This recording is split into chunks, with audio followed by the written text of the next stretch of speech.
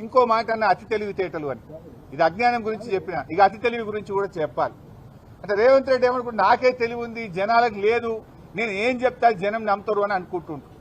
నిన్న ఆయన మాట్లాడుతూ ఒక మాట ఏమంటాడు అంటే, అతి తెలివి మాటలు ఏం మాట్లాడిందంటే, నిన్న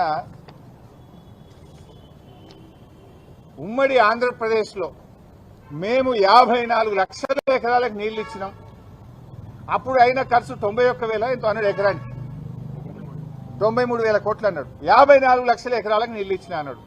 ఎంత బాధ కలుగుతుందంటే, ఆ 54 లక్షలు ఏం కలిపిండో తెలుసావే? రేవంత్ రెడ్డి తాత పుట్టక ముందు గట్టి కూడా కలుపుకున్నాడు.